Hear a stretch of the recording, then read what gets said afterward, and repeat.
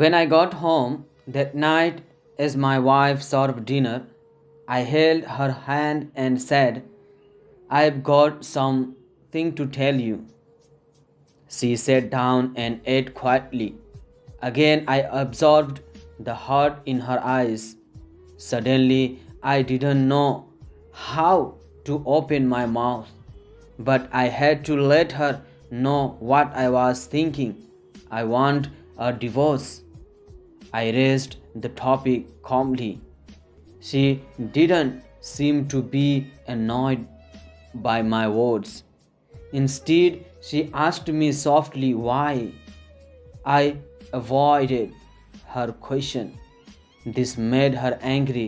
She threw away the chopsticks and shouted at me, "You are not a man." That night we didn't apart to each other. She was weeping and knew she wanted to find out what had happened to our marriage. But I could hardly give her a satisfactory answer. She had lost my heart to Jane. I didn't love her anymore. I just pitied her.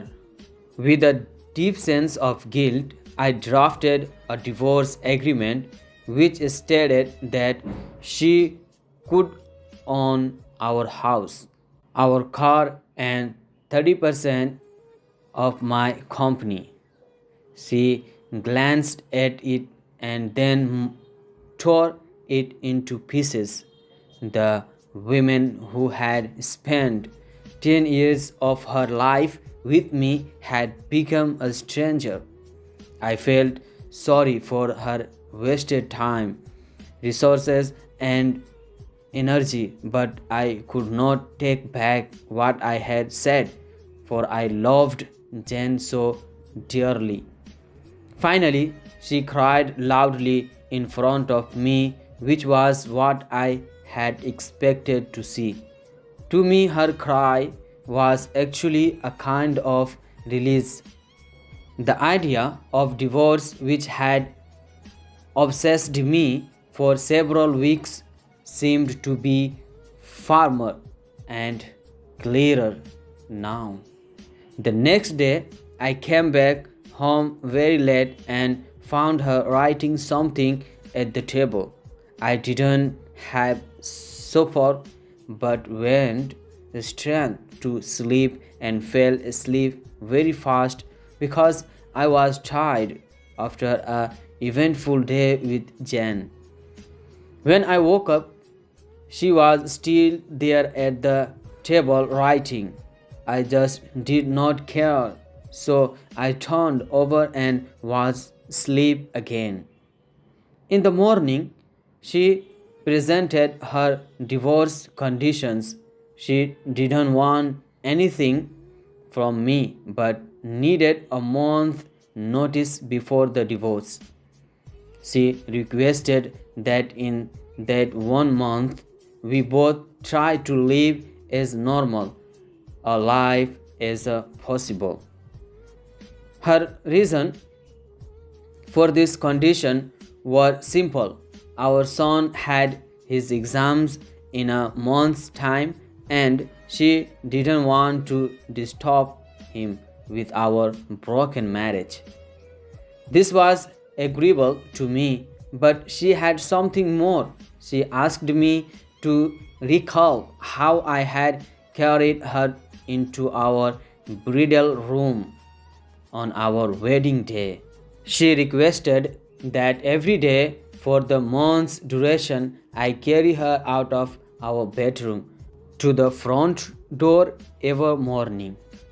I thought she was going crazy.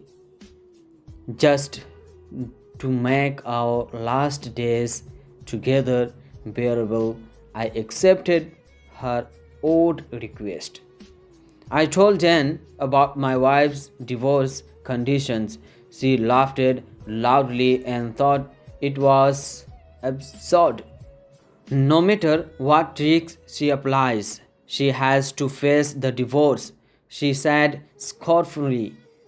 My wife and I hadn't had anybody contact since my divorce. Intention was explicitly expressed. So, when I carried her out on the first day, we both appeared clumsy. Our son clapped behind us. Daddy is holding Mummy in his arms. His words brought me a sense of pain. From the bedroom to the sitting room, then to the door. I walked over 10 meters with her in my arms. She closed her eyes and said softly, "Don't tell our son about the divorce." I nodded, feeling somewhat upset. I put her down outside the door. She went to wait for the bus to walk. I drove alone to the office. On the second day, both of us acted much more easily. She leaned on my chest. I could smell the fragrance of her blouse. I realized that I hadn't looked at these women carefully for a long time. I realized she was not young anymore. There were fine wrinkles on her face. Her hair was graying. Our marriage had taken its toll on her. For a minute, I wondered what I had done to her. On the fourth day, when I lifted her up, I felt a sense of intimacy returning. This was the woman who had given 10 years of her life to me. On the fifth and sixth day, I realized that our sense of intimacy was growing again. I didn't tell Jen about this. It became easier to carry her as the month slipped by. Perhaps the everyday worked out made me stronger. She was choosing what to wear. One morning, she tried on quite a few dresses but could not find a suitable one. Then she sighed, "All my dresses have grown bigger." I suddenly realized that she had grown so thin. That was the reason why I could carry her more easily. Suddenly it hit me, she had buried so much pain and bitterness in her heart. Subconsciously, I reached out and touched her head. Our son came in at the moment and said, "Dad, it's time to carry Mom out." To him, seeing his father carrying his mother out had become an essential part of his life. My wife gestured to our son to come closer and hugged him tightly. I turned my face away because I was afraid I might change my mind at this last minute. I then held her in my arms, walking from the bedroom through the sitting room to the hallway. Her hand surrounded my neck softly and naturally. I held her body tightly. It was just like our wedding day, but her much tighter weight made me sad. On the last day, when I held her in my arms, I could hardly move a step. Our son had gone to school. I held her tightly and said I hadn't noticed that our life lacked intimacy. I drove to office and jumped out of the car swiftly without locking the door. I was afraid any delay would make me change my mind. I walked upstairs. Jane opened the door and I said to her, "Sorry, Jane, I do not want the divorce anymore." She looked at me astonished and then touched my forehead. "Do you have a fever?" She said. I moved her head off my head. Sorry, Jen, I said. I won't divorce. My marriage life was boring, probably because she and I didn't value the details of our lives. Not because we didn't love each other anymore. Now I realize that since I carried her into my home on our wedding day, I am supposed to hold her until death do us apart. Jen seemed to suddenly wake up.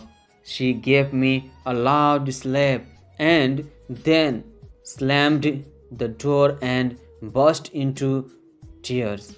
I walked downstairs and drove away. At the floral shop on the way, I ordered a bouquet of flowers for my wife. The sales girl asked me what to write on the card. I smiled and wrote, I'll carry you out every morning until death do us part. That evening, I arrived home, flowers in my hands, a smile on my face. I ran upstairs only to find my wife in the bed dead. My wife had been fighting cancer for months and I was so busy with Jen to even notice. She knew that she would die soon and she wanted to save me from the whatever negative reaction from our son in case we push through with the divorce. At least in the eyes of our son, I am a loving husband. Moral of the story: the small details of your lives are what really matter in a relationship. It is not the mansion, the car, property, the money in the bank.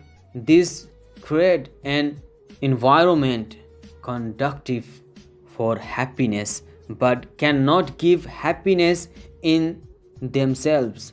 So find time to be your spouse, friend, and do those little things for each other that build intimacy and have a real happy marriage. Okay, friends, I wish you all liked my story, and it's enough for today because it was a long story. And the last thing I want to say, don't miss to write your opinion about this story. So go comment box and put there your opinion. What did you understand and what did you learn from that story? Thank you so much for supporting me. Wait for next video and have a wonderful time.